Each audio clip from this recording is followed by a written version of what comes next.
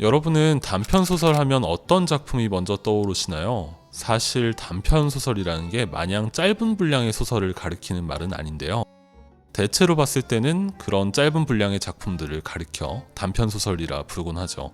아무튼 그런 짧은 분량 덕분인지 우리는 학창시절 교과서를 통해 생각보다 많은 단편소설들을 접하곤 했습니다.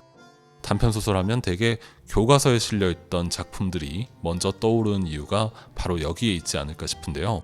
그렇다면 그 가운데서도 가장 많은 분들이 떠올리는 작품에는 어떤 것들이 있을까요? 그 수많은 작품 가운데서도 현진건의 운수 좋은 날을 빼놓을 수 없는 건 비단 우연만은 아닐 겁니다. 작품이 선사하는 재미와 감동도 물론이지만 그만큼 작품이 지닌 문학적, 역사적 의미도 적지 않기 때문이죠. 그것은 또한 우리나라 근대문학을 살펴보는 데 있어 단편소설 하면 현진건을 빼놓을 수 없는 이유이기도 합니다. 물론 현진건이 쓴 단편소설은 운수 좋은 날 한 편만이 아닙니다. 이를 반영하듯 그를 대표하는 여러 단편소설들도 이미 널리 알려져 있죠. 실제로 그는 활동 초기 여러 단편소설들을 발표함과 동시에 타락자, 지새는 안개, 조선의 얼굴 등의 단편집도 함께 출간하면서 당대 우리나라를 대표하는 소설가로서 활발한 활동을 이어갔는데요. 특히 그가 생을 마감하기 2년 전인 1941년에는 그간 발표했던 단편소설 가운데 몇몇 작품만을 골라 묶은 선집이 발간되기도 했습니다. 그 책이 바로 현진건 단편선인데요. 그렇다면 그가 펴낸 여러 책들 가운데 이 책이 가지고 있는 의의는 무엇일까요? 이 책에는 총 5편의 단편소설이 실려 있는데요. 1925년 발표된 불을 시작으로 할머니의 죽음, 그리고 저 유명한 운수 좋은 날을 비롯해 비사감과 러브레터, 빈철을 순서대로 만날 수 있습니다. 눈에 띄는 점은 모두 작가의 초창기를 대표하는 작품이라는 점인데요. 그만큼 당시로서도 현진건의 초창기 단편들이 지닌 작품성이나 중요성을 인식하고 있었다는 뜻이겠죠. 사실 현진건 하면 사실주의라는 말이 바로 연상이 되기도 하는데요. 이를 반영하듯 현진건 단편선에 실린 5작품들은 모두 일제강점기 당시 우리의 사회적 상황들을 날카롭게 주시하는 사실주의적 시각을 내포하고 있습니다. 특히 이 단편집의 서두를 장식하고 있는 작품 불은 그런 작품들 가운데서도 나름의 의미 있는 특징을 지니고 있는데요. 작가가 기존에 주로 다루었던 이야기와는 다르게 당대 농촌의 현실로 눈을 돌린 소설 가운데 하나로 평가받고 있습니다. 불은 가난한 집 민며느리로 들어간 어린 소녀의 불행한 운명을 묘사하면서도 결국 고통받던 그녀가 시댁에 불을 지름으로써 인습에 반항하는 모습까지 보여주고 있습니다. 이를 두고 작가의 사실주의 문학이 성숙기에 접어들었다는 평가를 하기도 하는데요. 작품에서 쓰이고 있는 경상도 사투리도 당대 지역의 생생함을 그대로 전달하고 있습니다. 한편 할머니의 임종을 둘러싸고 모여든 가족들의 이야기를 그린 할머니의 죽음에서는 당대 가족 문화의 문제적인 면모들을 날카로운 시각으로 관찰하기도 합니다.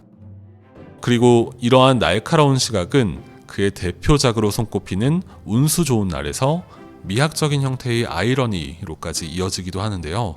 인력거꾼에게 다가온 작은 행운을 결국 아내의 죽음이라는 불행으로 귀결시킨 이 소설은 하층민의 현실이 지니고 있는 아픔을 사실적으로 그려냄으로써 문학 기법으로서의 아이러니를 가장 현실적으로 표현한 우리나라 근대문학의 대표적인 작품으로 평가받고 있습니다. 그런가 하면 비사감과 러브레터는 추리소설과 같은 진행으로 독자를 유인하는 방식이 눈길을 끄는 작품입니다. 이 때문에 현진건의 다른 작품들과는 성격이 다른 이색적인 작품으로 평가받기도 하죠. 그리고 이 책의 마지막을 장식하는 빈천은 당시 문단에 현진건이라는 이름 석자를 본격적으로 알리기 시작한 작품으로 평가받는데요. 가난한 무명 작가와 그의 아내 이야기를 그린 작품으로 다분히 자전적인 경향이 강한 소설로 일컬어지기도 합니다. 여기는 대구 인교동 255번지 현진건의 처가터입니다. 현진건은 1914년 이상하의 친척인 경주 보의 딸 이순득과 결혼했는데요. 지금 보시는 이곳이 바로 그들이 신혼생활을 시작한 곳입니다. 현재 단편소설의 대가로 손꼽히는 현진건이 처음부터 작가로서 인정받았던 것은 아닙니다.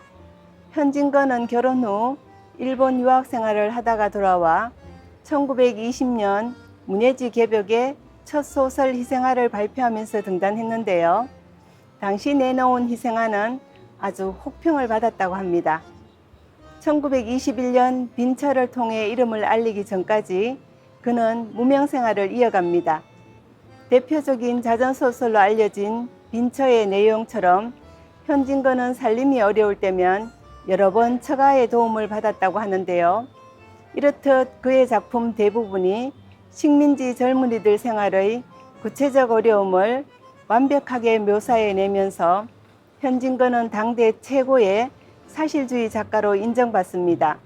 한국 문학사의 사실주의 기법을 개척했다는 평가를 받는 빙하의 삶은 실제로 지난했던 당시 식민지 지식인의 생활 그 자체였고, 이런 삶이 작품의 밑거름이 되었다니 안타까움과 존경심이 함께 듭니다.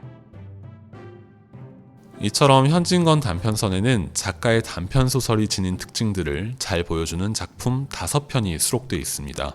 다시 말해 단편소설 작가로서 현진건의 역량이 압축되어 있는 책이라고 해도 무방한데요.